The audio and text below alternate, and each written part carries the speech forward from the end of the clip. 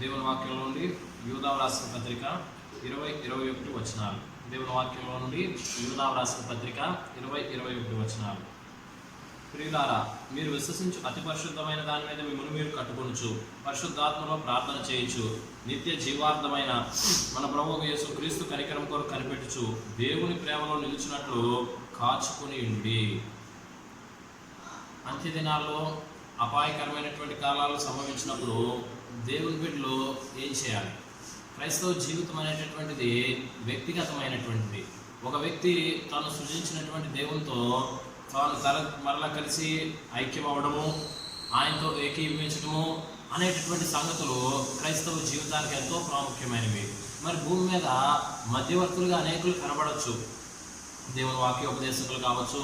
వీరంతా కూడా ఇతరులకు సంగతులు తెలియజేయడం కొరకు దేవుడు తన పరిశుద్ధాత్మ ద్వారా వారికి అనుగ్రహించినటువంటి కృపావరములను ప్రజల మధ్య వినియోగించి వారే. కానీ నిజంగా ఒక విశ్వాసి సంబంధం ఏర్పరచుకోవాల్సింది యేసుక్రీస్తుతో.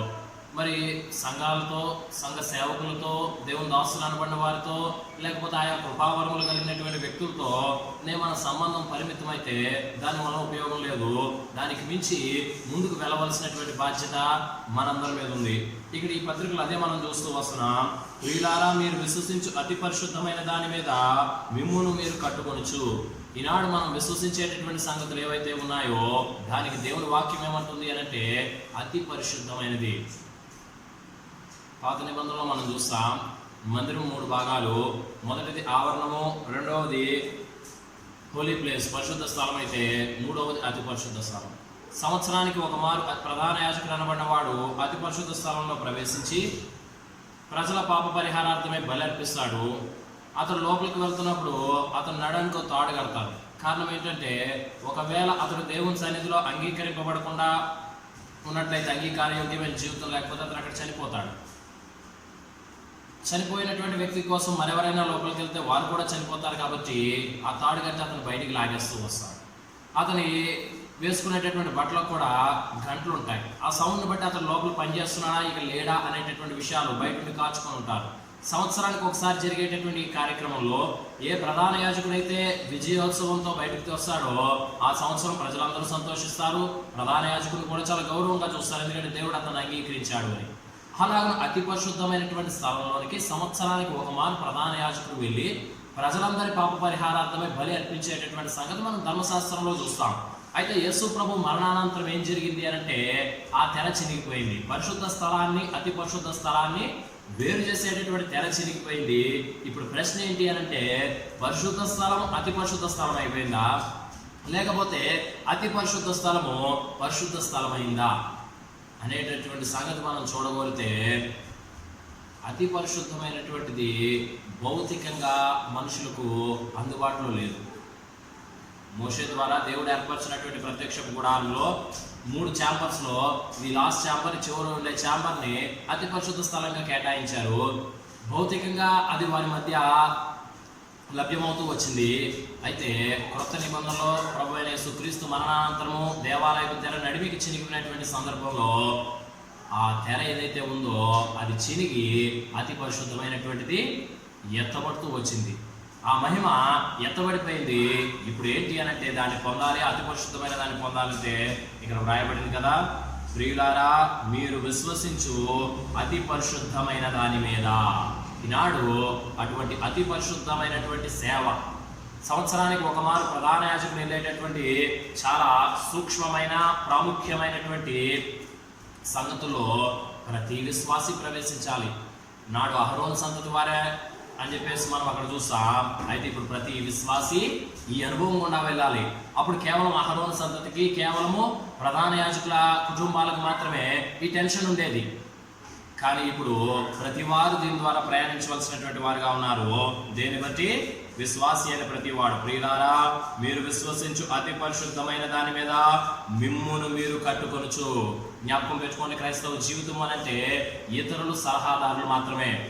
ఇతరులు మనకు చెప్పేటటువంటి వారుగా ఉన్నారు, దైవ సంగతులు కన్ఫర్మ్ చేసేటటువంటి వారుగా ఉన్నారు. ఒకవేళ వారు నమ్మకమైన వారైతే మన పట్ల దేవుని చిత్తం ఏమైనది అనేది మనకు బయలుపరచవచ్చు.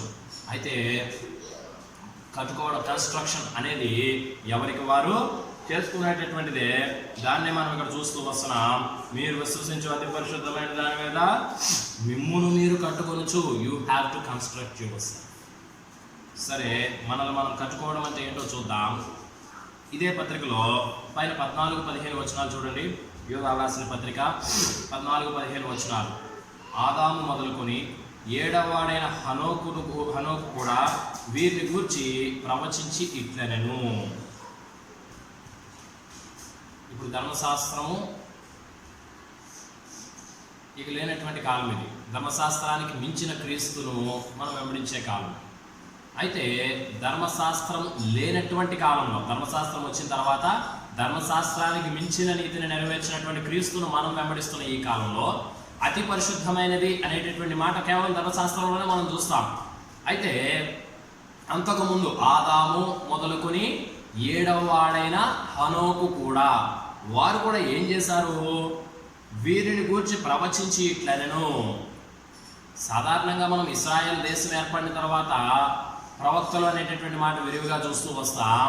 అయితే నిజానికి మనం చూస్తూ వస్తున్నాం the very first man on this earth, దేవుని కుమారుడిగా పేర్కొనబడినటువంటి ఆదాము, దేవుని ఆజ్ఞను అతిక్రమించినటువంటి ఆదాము కూడా ఒక ప్రవక్తగా ఉంటూ వస్తున్నాడు. అదే ఇక్కడ వ్రాయబడింది. ఆదాము మొదలుకొని from Adam to the 7th person Enoch, వీరంతా ఎవరు చెప్తూ వస్తున్నారు. ఇదిగో అందరికీ తీర్పు తీర్చుటకును వారిలో భక్తిహీనులందరూ భక్తిహీనంగా చేసిన వారి భక్తిహీన క్రియలన్నిటిని గూర్చి, భక్తిహీనులైన పాపులు తనకు విరోధంగా చెప్పిన కఠినమైనటువంటి మాటలన్నిటిని గూర్చి వారిని ఒప్పించుటకు ప్రభువు తన వేవేల పరిశుద్ధుల పరివారముతో వచ్చెను.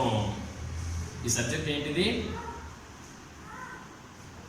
ఇదేంటంటే యేసుక్రీస్తు రెండవ రాకడ, second arrival of Jesus Christ. చాలా మందికి ఇది ఫేవరెట్ సబ్జెక్ట్.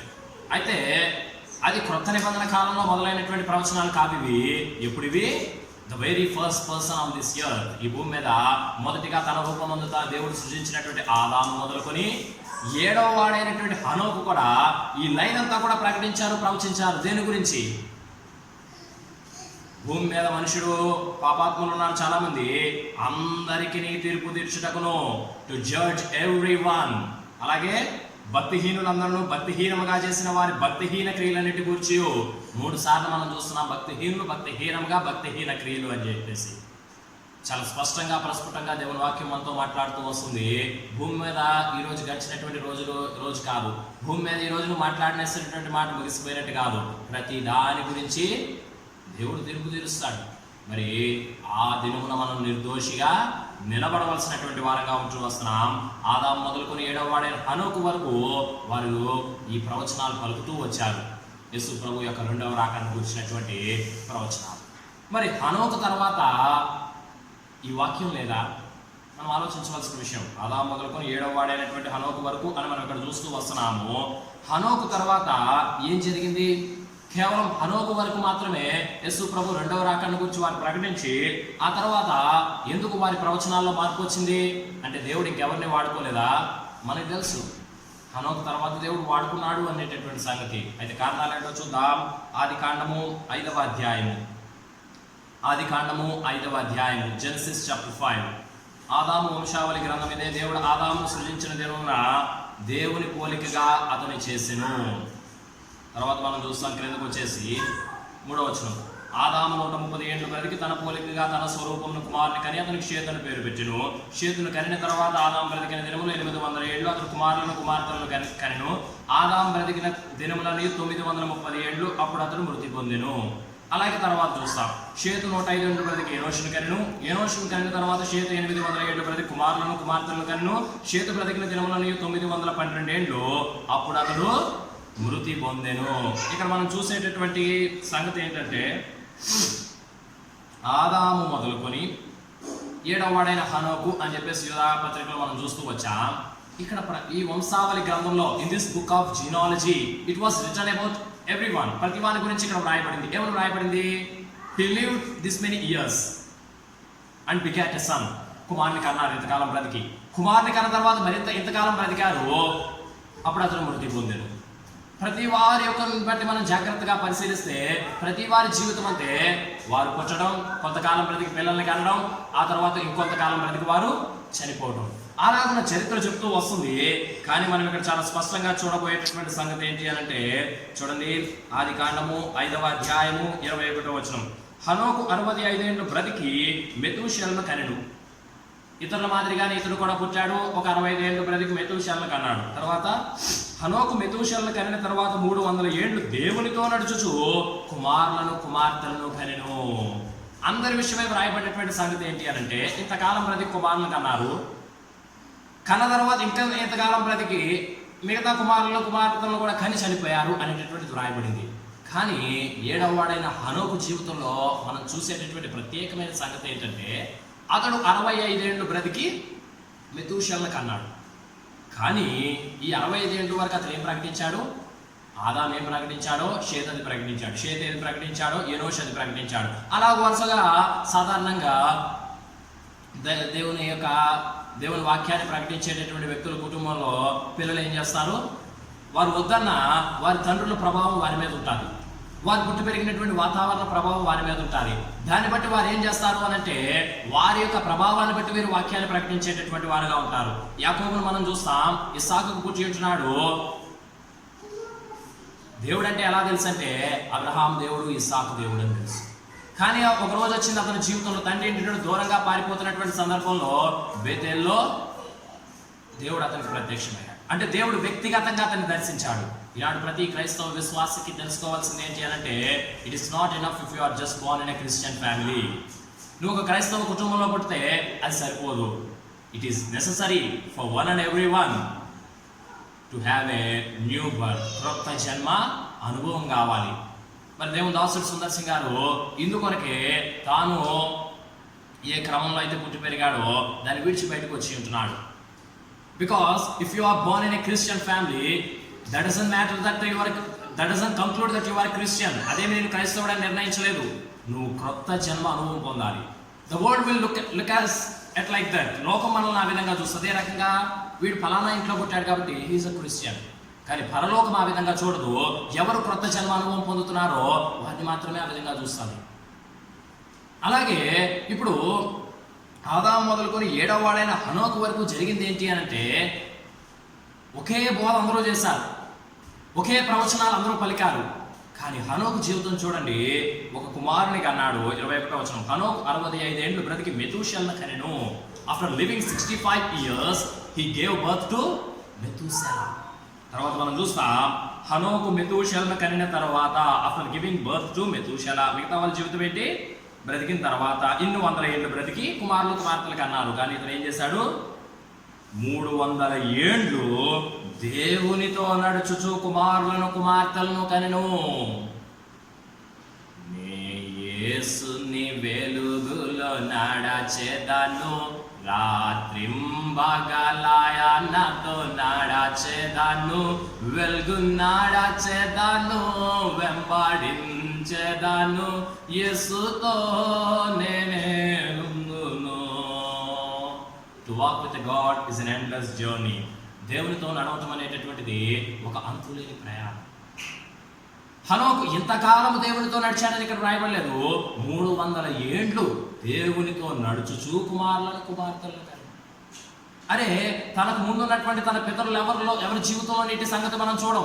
ప్రతి వారు ఇంతకాలం ప్రతి కుమారులు కన్న తర్వాత అంతకాలం ప్రతికారు కుమారులను కుమార్తెలను కన్నారనే చూసాం తప్ప, మెతూషెలను కనిన తర్వాత ఒక ప్రస్ఫుటమైనటువంటి మార్పు హనోకు జీవితంలో కలిగింది. ఆ కలిగినటువంటి మార్పు ఏం చేసింది అని అంటే, అతన్ని దేవునితో నడిచేలా చేసింది. దేవునితో నడుస్తూ కుమారులు కుమార్తెలను కనలేదంటే కన్నాడు, but he walk with God. ఈనాడు నీకు నాకు కావాల్సింది అదే. అవును, నిజమే. మీతో మాట్లాడుతున్నటువంటి నేను కూడా నా తండ్రిని బట్టే క్రైస్తవుడిని. I'm Christian just because of my father. నా తండ్రి యేసుప్రభువుని నమ్ముకున్నాడు, సో నేను కూడా బై డిఫాల్ట్ నమ్ముకున్నాను. మంచిదే. కానీ వ్యక్తిగతంగా నేను యేసుని ఎరగకపోతే, వ్యక్తిగతంగా నన్ను ఆయన దర్శించకపోతే, వ్యక్తిగతంగా ఆయన నన్ను నడిపించకపోతే, I will just start imitating my father. నా తండ్రిని ఇమిటేట్ చేస్తాను, లేకపోతే నా తండ్రిలా ఒక ప్రయత్నం చేస్తాను. నాకే తెలియదు, ఆ ప్రభావం నా మీద అలా ఉంటుంది. అయితే దేవుడు ప్రతి వారిని వ్యక్తిగతంగా దర్శించగోరుతున్నాడు. అబ్రహాం తండ్రి అయినటువంటి దేవుడు ఇస్సాకుకు తాత కాదు, ఇస్సాకు కూడా తండ్రి అయినటువంటి దేవుడే. అలాగే యాకోబుకు ముత్తాత అయినటువంటి దేవుడు కాదు, యాకోబు కూడా తండ్రే. God is a father, is not a grand father. అంటే ఆదాముతో దేవునికి ఉన్న సంబంధం యాకోబుతోనే ఉంటుంది. యాకోబుతోనే కాదు యోసేపుతో ఉంటుంది, యోసేపుతోనే కాదు దావీదుతో కూడా ఉంటుంది. The same relation God is want to have with one and every one. అలాంటి దైవ సంబంధాన్ని పొందాడు మెతూషెల. తండ్రి అయినటువంటి హానోకు పొంది ఇప్పుడు దేవునితో నడవటం మొదలుపెట్టాడు. 24వ వచనం, హనోకు దేవునితో నడిచిన తర్వాత దేవుడు అతన్ని తీసుకొని పోయిన గనక అతడు లేకపోయెను. నిరంతరము జీవించేటటువంటి వ్యక్తిగానే దేవుడు మనిషిని సృజించి ఉంటున్నాడు. జీవవృక్ష ఫలములను తినవాడు ఏం చేస్తాడు? నిరంతరం సృజిస్తాడు. అది అందుబాటులోనే ఉంది ఆదాముకు, దాని గురించి పెద్దగా డిస్కషన్ లేకపోయినా. అయితే ఆదాము ఆ అవకాశం కోల్పోయి ఉంటున్నాడు. కాబట్టి మానవుని జీవితంలో ఏం ప్రవేశించింది? పాపం వల్ల వచ్చు జీతము మరణం. మరణం ప్రవేశించింది. ఎవరు కానీ 1000 సంవత్సరాలు దాటలేదు, 900 దాటి ఉంటున్నారు, 1000 లోపే చనిపోతూ వస్తున్నారు. ఇలాగో in the midst of those who are buried, అలాగ మరణించి సమాధి చేయబడుతున్నటువంటి వారి మధ్య ఒక వ్యక్తి ఉన్నాడు, ఆయనే హనోకు. ఈయన దేవునితో నడవటం మొదలుపెట్టినటువంటి తర్వాత ఏమైపోయింది? జాయించిన నీకు రెండవ మరణము భయపడి హాని చేయదు. విశ్వాసులందరికీ రెండవ మరణం భయపడి హాని చేయదు అంటున్నా. నిజమే, మొదటి మరణానికి భయపడవలసిన అవసరం లేదు. అయితే హనోకు జీవితాన్ని మనం చూస్తే అతని జీవితం ఎలాగుంది? మరణము రుచి చూడక బ్రతుకు నరుడెవడు అనేటటువంటి దేవుని వాక్యంలో ఒక ప్రశ్న ఉంది. ఆ ప్రశ్నకు ప్రత్యుత్తరంగా ఇతని జీవితం నిలబడుతూ వస్తుంది. హి నెవర్ టేస్టెడ్ ద డెత్. మరణం అనేది రుచి చూడలే. Is walking with the God who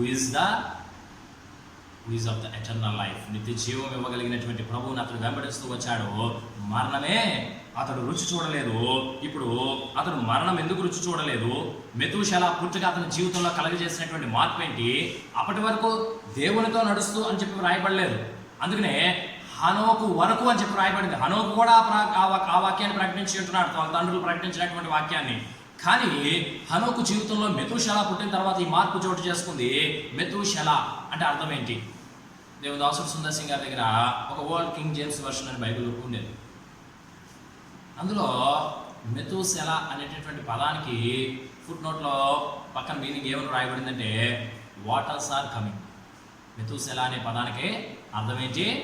నీళ్లు ఒక ప్రళయంగా రాబోతూ వస్తున్నాయి. ఆదాము ప్రకటించింది షేతు, షేతు ప్రకటించింది ఎనోషు, ఎనోషు ప్రకటించినటువంటిది కేయినాను, కేయినాను ప్రకటించినటువంటిది మహల్లేలు, మహల్లేలు ప్రకటించినటువంటిది ఎరెదు. ఇలా ప్రకటిస్తూ వచ్చారు, ద సేమ్ ప్రొఫెసీ.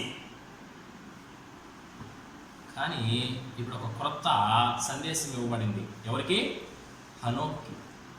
ఎవరి ద్వారా ఇవ్వబడింది? అతనికి ఒక కుమారుడు పుట్టిన తర్వాత. ఆ సందేశం ఏంటి? నీళ్లు రాబోతున్నాయి భూమి మీదకి, ప్రళయంగా భూమి నాశనం కాబోతుంది. సర్వసాధారణంగా చాలామంది క్రైస్తవులు ఏం నమ్ముతూ వస్తారంటే ఈ సందేశం నోవహుకి ఇవ్వబడింది అని అనుకుంటారు. ఎవరికి ఇవ్వబడింది అనుకుంటారు? మొదటిగా నోవహుకు ఇవ్వబడింది అని అంటారు. మనం కూడా నోవహు గురించి చక్కగా పాడతామేమని, నీతిన్ ప్రకటించిన నోవహున్ బోలే ఖ్యాతి సువార్తను చాటుమిల. నీతిని నోవహు ప్రకటించి ఉంటున్నాడు. అవును, నిజమే. నోవహుకు నీతిని ప్రకటించినటువంటి మాట ఎంత వాస్తవమో, నీళ్లు భూమి మీదకి అంటే జలప్రలయం రాబోతుంది అనేటటువంటి సంగతి మొట్టమొదటిగా దేవుడు బయలుపరిచింది ఎవరికి? హనోకు. అది కూడా ఎప్పుడు? మెతూషెల పుట్టుక సమయంలో. కాబట్టి ఒక క్రొత్త సందేశము ఏం చేసేసింది? అతని జీవితాన్ని మార్చేసింది. దేవునితో సంబంధం ఉన్నటువంటి వారు ఏం చేస్తారు అని అంటే దేవుని వల్ల సందేశాన్ని పొందుతారు, దైవ వర్తమానాన్ని వారు పొందుతారు. ఇలాంటి క్రైస్తవ జీవితాల్లో అనేకులు దేవుని వల్ల వర్తమానం పొందటం లేదు, తాము విన్నటువంటి తమ అనుభవాన్ని బట్టి ప్రకటిస్తూ వస్తున్నారు. నిజమే, విన్నదాన్ని బట్టి అనుభవాన్ని బట్టి ప్రకటించడం మంచిదే. అయితే అంతకు మించినటువంటి సంగతులు ఉన్నాయి. దేవుడు ప్రతి వారికి వ్యక్తిగతంగా ఒక్కొక్క సందేశాన్ని ఇస్తాడు. నీకు ఇచ్చింది మరొకరికి ఇవ్వడు కనుక నీలా మరొకరు ఉండలేరు. 7 ఉరుములు ఉరిపినటువంటి సంగతులు మనం ప్రకటన గ్రంథంలో చూస్తాం. యోహాను వాటిని రాయబోయాడు. వద్దు అని చెప్పి అతనికి చెప్పబడింది. కారణం ఏంటి? It's for John personally. అది వ్యక్తిగతంగా యోహానుకు అనుగ్రహింపబడింది. దేవుడు మరొకరికి దాన్ని ఇవ్వడు. అలాగున దేవుడు మనల్ని వ్యక్తిగతంగా సందర్శిస్తూ వస్తున్నాడు. ఇప్పుడు మొట్టమొదటిగా ఈ వర్తమానం పొందినటువంటి వాడు హనోకు. కాబట్టి ఎప్పుడో ఏదో జరగడం కాదు, ఎప్పుడో యేసు ప్రభు రెండో రాకడ రావడం కాదు. భక్తిహీనంగా చేసినటువంటి వారి భక్తిహీన కార్యములన్నింటిని గురించి ప్రభు తన వేవేల పరిశుద్ధులతో వచ్చినప్పుడు తీర్పు తీరుస్తాడనేటటువంటి రెండవ రాకడ ప్రవచనాలు కాదు. అంతకు ముందే భూమి మీదకి ఏం రాబోతుంది? నీరు ప్రళయంగా జలం రాబోతుంది. ఆ వర్తమానాన్ని హనోకు పొందాడు. ఆ వర్తమానం ఏం చేసేసింది? అతని జీవితాన్ని మార్చేసింది. ఈనాడు నీ నా జీవితాలు మారాలి అంటే దేవునితో నీకు నాకు వ్యక్తిగత సంబంధం అవసరం. To have a personal relationship with God is much more important than any other thing in our life. అలా పొందితే జీవితం అవుతుంది. నా హృదయము వింతగా మారేను, నా హృదయము వింతగా మారేను, నా హృదయము వింతగా మారేను, నాలో యేసు వచ్చినందున నన్నల్లేసు బందిరువదరిందా. తనకు జీవితం మారిపోయింది నాడు. ఏంటా జీవితం? He started walking with God. దేవునితో యేసుని వెలుగులో నడచేదాను, గాఢంబగు చీకటికి భయపడాను, వెలుగు నడచేదాను, వెంబడించేదాను, యేసుడే నా ఎండనుందును, నడిచేదానే ప్రభు యేసునితో, నడిచేదానే ప్రభు హస్తముతో, కాంతిలో నుండగా జయంగాంతును, యేసునే వెంబడింతును. అటు రీతిగా యేసు అడగటం మొదలు పెట్టాడు. మరణం రుచి చూడకుండా బ్రతుకున్నాడెవరు అనేటటువంటి ప్రశ్నకు ప్రత్యుత్తరంగా దేవునితో నడపటం అనేటటువంటి walk with God is endless journey. దానికి అంత అనేటటువంటిది ఉండదు. హీ స్టిల్ వాకింగ్, నడుస్తూనే ఉన్నాడు. ఇప్పుడు మెతూషెల అనుగ్రహింపబడ్డాడు. చాలా మంది మంచి మంచి పేర్లు వెతికి పెట్టుకుంటున్నారు పిల్లలకి. అయితే దేవుడు తనకిచ్చినటువంటి వర్తమానం యొక్క పేరుని తన కుమారునికి పెట్టేసి ఉంటున్నాడు. ప్రళయం అనేటటువంటి పేరుతో మెతూషెల పిలువబడుతూ వస్తున్నాడు. ఇప్పుడు ఈ బాలుడు సువార్త. యెషయా చెప్తున్నాడు కదా, నేను యెహోవా నాకు ఇచ్చిన పిల్లలను సియోను కొండ మీద యెహోవా వలన సూచనలుగా ఉన్నాము. మేం ప్రకటించే వర్తమానం సూచన కాదు, మా జీవితాలే. అలాగే అపోస్తలుడైన పౌలు అంటున్నాడు, ఏ సిఫారసు పత్రికలు మాకు అవసరం లేదు, ఇలా చేస్తున్నారు వాళ్ళు, ఇలా పనిచేస్తున్నారు ఇలా అని. మా జీవితాలే తెరవబడినటువంటి పత్రికలు. అలాగున ఇప్పుడు ఈ హనోకు కుమారుని పేరు తలుచుకుంటేనే దేవుని వర్తమానం ప్రజలకు తెలియజేయబడతాది. నీ నా జీవితాలు ఆ విధంగా ప్రభువు సూచనలుగా ఉండవలసినటువంటిగా విధంగా వస్తుంది. అంతేగాని నువ్వు సూచించడం కాదు, నీ జీవితమే ఒక సూచన అయి ఉండాలి. నీ జీవితమే ఒక కరపత్రిక అయి ఉండాలి. నిన్ను చూస్తే అనేకులకు దైవ వర్తమానం తెలియాలి. అలాంటి పేరు పెట్టాడు. ఇష్టపడరు అలాంటి పేర్లు పెట్టడానికి. చాలామంది మంచి పేర్లే కావాలి మనకి. కానీ చూడండి, ప్రళయము లేకపోతే ఒక వార్నింగ్, హెచ్చరిక పెట్టినటువంటి ఈ కుమారుడు ఎంతకాలం జీవించాడు? To the years of 969. 969 మంచి పేర్లు పెట్టారు, చక్కని పేర్లు పెట్టారు, చాలా రకాలైన పేర్లు పెట్టారు. అందరికంటే అత్యధిక కాలం బ్రతికింది ఎవరు? ఈ కుమారుడే. అరే నీళ్లు ప్రళయంగా వచ్చేస్తాయి అంటున్నారు. వీడిని చూసినప్పుడు ఎగతాళి చేసి ఉండొచ్చు, లేకపోతే రకరకాలుగా మాట్లాడి ఉండొచ్చు, ఏమైనా అయి ఉండొచ్చు. అయితే ఇతన్ని చూసినప్పుడు మాత్రం దేవుడు వార్త వాళ్ళకి ప్రకటింపబడుతుంది. దాన్ని వారు ఏ విధంగానే తీసుకోవచ్చు. కొంతమంది మంచిగా తీసుకుంటే మంచిగానే ఉంటుంది, కొంతమంది వేలాకోలం చేస్తే వేలాకోలంగా ఉంటుంది. ఏ విధం చేతనైనా ఇతని ద్వారా దేవుని వర్తమానం ప్రకటింపబడుతూ వస్తుంది. Now the same message which Enoch received was once again revealed to Noah. ఇప్పుడు నోవా ఎవరు? మెతూషెల లెమెకును కంటే, లెమెకును తర్వాత నోవాహును కన్నాడు. ఇప్పుడు మరొక ప్రాముఖ్యమైనటువంటి సంగతి, ఈ జల ప్రళయం భూమి మీదకి వస్తుందని ప్రకటించినటువంటి వాడు నోవాహు. మొట్టమొదటిగా ఏ రకంగా ప్రకటించాడు అని అంటే, తాను తన కుమారుడు దానికి సూచనగా ఉంటూ ప్రకటించాడు. మెతూషెల జీవితం. ప్రళయం అని పేరు పెట్టుకున్నటువంటి ఇతను అందరికంటే అత్యధికంగా 969 ఏళ్ళు బ్రతికాడు. నిజానికి దాని అర్థము ప్రళయమే అయి ఉండొచ్చు. అతని పేరు నీళ్లు ప్రళయంగా రాబోతున్నాయన్నది. అయితే మెతూషెల దేవునికి కృపకు పాత్రుడుగా ఉన్నాడు. ఇప్పుడు వర్తమానం ఏంటంటే మనము ఇక్కడ కొన్ని లెక్కలు గమనించాలి. ఏంటంటే 25వ వచనం, మెతూషెల 187 ఏండ్లు బ్రతికి లెమెకును కనెను. ఎన్నాళ్ళు బ్రతికాడు మెతూషెల? 187 ఏండ్లు బ్రతికి లెమెకును కన్నాడు. తర్వాత లెమెకు 182 ఏండ్లు బ్రతికి ఒక కుమారుని కని. 182 అంటే ఇప్పుడు మెతూషెల వయసు ఎంత? 187 ఏండ్లు బ్రతికి లెమెకును కన్నాడు. ఇప్పుడు లెమెకుకు 182 ఏండ్లు, రెండు కలిపితే ఎంత? 369 ఏండ్లు. అంటే నోవహు పుట్టినటువంటి సమయానికి మెతూషెల వయసు, అంటే తాత మెతూషెల వయసు ఎంత? 369. జాగ్రత్తగా గమనించండి. ఆదికాండము 7వ అధ్యాయం 6వ వచనం, జెనసిస్ 7:6. ఆ జల ప్రవాహం భూమి మీదకి వచ్చినప్పుడు నోవహు 600 ఏండ్లవాడు. జల ప్రవాహం వచ్చినప్పుడు 600 ఏండ్లవాడు. ఇప్పుడు ఈ 600 ఆ 369తో కలిపితే ఎన్ని సంవత్సరాలు అయింది? స్పష్టంగా 969. నీళ్లు భూమి మీదకి ప్రళయంగా వచ్చి భూమి నాశనం కాబోతుందన్న వర్తమానం పొందిన వాడు హనోకు ఆ పేరు తీసుకొచ్చి ఆ కుమారునికి పెట్టాడు. ఆ పేరుని బట్టి ఆ కుమారుని ఒక సూచనగా ఉంటూ వచ్చాడు. అది నమ్మినటువంటి వారికేమో దేవుని శక్తి, నమ్మనటువంటి వారికి వేరుతనంగా కనబడుతూ వస్తుంది. అలాగే అతడు నశించు వారికి మరణార్థమైన మరణపు వాసనగాను, జీవించు వారికి జీవార్థమైన జీవపు వాసనగా మెతూషెల జీవితం ఉంటూ వచ్చింది. ఆ మెతూషెల చనిపోయిన తరువాతే ఏం చేయబడ్డాయి? చాలా స్పష్టంగా వ్రాయబడుతూ వచ్చింది. ఏమని?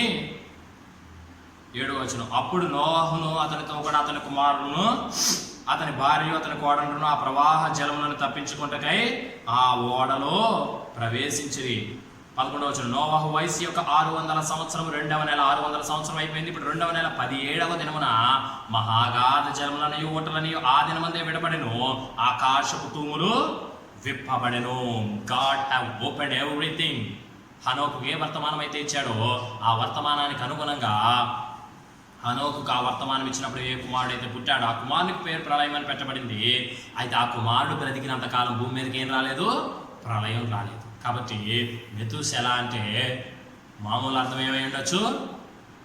నీళ్ళు ఒక ప్రళయంగా రాబోతున్నాయి ఉండొచ్చు. అయితే మెతూషెల ఉన్నతమైనటువంటి దేవుని కృపకు సూచనగా ఉంటూ వస్తున్నాడు.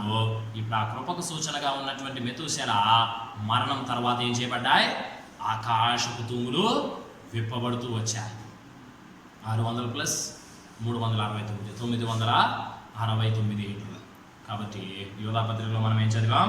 సహోదరులారా, మీరు విశ్వసించు అతి పరిశుద్ధమైన దాని మీద మిమ్మల్ని మీరు కట్టుకొనుచు. మనం విశ్వసించేటటువంటి దేవుని వర్తమానం, ఇతరుల ద్వారా విన్నది కూడా వర్తమానమే.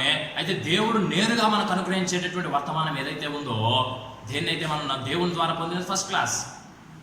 ఇతరులు చెప్పి దగ్గర వినేది మంచిది కాదు అని మనం అనలేము. వింటు కొరకు అనేకులకు దేవుడు ఏం చేస్తున్నాడు? ఇతరులకు వినిపించిన కొరకు కృపావరం ఇస్తున్నాడు. అయితే దాని ద్వారా హృదయాలు పురికొల్పబడి ప్రేరేపింపబడి నువ్వు నేరుగా దేవునితో సంబంధం ఏర్పరచుకుని ఆయన ద్వారా నువ్వు కూడా కొన్ని సంగతులు పొందావు. అప్పుడు నువ్వు దాన్ని ఎంత విశ్వసిస్తావు అంటే ఆ నీలోంచి ఆ విశ్వాసం ఎవరూ తీసివేయలేరు. అది అతి పరిశుద్ధమైనది. ఇది చాలా కొద్ది మందికే. ఆనాడు ప్రధాన యాజకులు మాత్రం అతి పరిశుద్ధమైన దాంట్లో ప్రవేశిస్తూ వస్తున్నారు. ఈనాడు ఈ విధంగా నేరుగా తమ హృదయాంతరంగాల్లో దేవునితో సంబంధం ఏర్పరచుకున్నటువంటి వారు ప్రధాన యాజకుని మాదిరి అనేకులకు మేలుకరంగా ఆశీర్వాదకరంగా ప్రధాన యాజకుని జీవితం ఎలాగైతే లోపలికి వెళ్తాదో అలాగ నువ్వు నేరుగా దేవునితో సంబంధం పెంచుకుంటే అనేకులకు ఆశీర్వాద కారణంగా దేవుడు నిన్ను వచ్చుకోరుతూ వస్తున్నాడు. ఒకవేళ నువ్వు నీ జీవితం అలా ఉండొచ్చు. మెతూషెల నశించు వారికి మరణార్థమైన మరణపు వాసనగా, జీవించు వారికి జీవార్థమైన జీవపు వాసనగా. అయితే నువ్వు ఉన్నంత కాలం నిన్ను బట్టి ఏం చేయబడింది? కీడు చూడకుండా నీతిమంతులు కొనిపోబడుచున్నారు. అలాగ మెతూషెల జీవితం చాలా ఉన్నతంగా అక్కడ ఉంటూ వచ్చింది. మనం కూడా ఆ రీతిగా హనోకు ఏ విధంగా అయితే వర్తమానం పొంది దేవునితో నడిచాడు, మనం కూడా ఆయనతో నడవటానికి అటు కృప దేవుడు మనకు దయచేయను కాక. ప్రేమ కలిగిన మా ప్రియమైన తండ్రి, మమ్మల్ని మిగిలిగా ప్రేమించిన మా ప్రియమైన ప్రభా, నీ ఘనమైన శ్రేష్టమైన ఉన్నతమైనటువంటి నీ నామం కొరకు మీ కొందనాలు స్తోత్రాలు. చిన్ననాడు నేను సండే స్కూల్లో ఉన్నప్పుడు 969 ఏండ్లు బ్రతికి మెతూషెల భూమి మీద అందరికంటే అత్యధికంగా జీవించాడు అనేటటువంటి సంగతి నా చెవులు పడింది. మరి అతడు మాత్రమే ఎందుకు 969 ఏండ్లు బ్రతికాడు అనేటటువంటి సంగతిని నీ వాక్యంలో నువ్వు మాకు విప్పి చూపించి ఉంటున్నావు. అతడు నీ కృపకు పాత్రుడై అతని పేరు సూచించవచ్చు ప్రళయమని. అయితే భూమి మీద అతను ఎంతకాలం బ్రతికితే అంతకాలం నీ కృప నరులను ఆవరించి అంతకాలం వారి మీద ప్రళయం రాకుండా ఆపు చేయబడుతూ వచ్చింది. అతడు చనిపోయిన తర్వాత నోవహు తన తాత యొక్క జీవితం పూర్తయిన తర్వాత వాళ్ళలో ప్రవేశించారు వారు. అప్పుడే ఆకాశపు తుమ్ములు విప్పబడ్డాయి. 40 పగళ్ళు 40 రాత్రులు ప్రచండమైనటువంటి వర్షం భూమి మీద కురిచి మొదటి ప్రళయంగా భూమి మీద అనేకులు నశించి ఉంటున్నారు. ఈనాడు మేము విశ్వసిస్తున్నాం. అనేకుల ద్వారా విన్నదాన్ని బట్టి విశ్వాసం కలుగుతుంది. అయితే నీ వలనైనటువంటి వర్తమానం మేము పొందేవారంగా, నువ్వు చెప్పేటటువంటి సంగతులకు మనసు ఇచ్చేటటువంటి వారంగా ఉండగలగడానికి, హనోకు వలె నా మా జీవితాలు అలవాటును బట్టి పితరులను బట్టి నడిచేటటువంటి విధంగా కాకుండా నీ వలనైన వర్తమానం పొంది నా మా హృదయాంతరంగాల్లో నిన్ను గూర్చినటువంటి విశ్వాసం ద్వారా పెంపారుచు. హనోకు ఏ విధంగా అయితే మెతూషెల పుట్టిన తర్వాత దేవునితో నడుచుచు అనేటటువంటి అనుభవాన్ని పొందాడో, అలాగే నీతో నడిచేటటువంటి వారంగా మమ్మల్ని అందరినీ తీర్చిదిద్దవలసిందిగా వేడుకుంటూ యేసు నామమున ప్రార్థించి స్తుతించి వేడుకుంటున్నాం తండ్రి. ఆమేన్.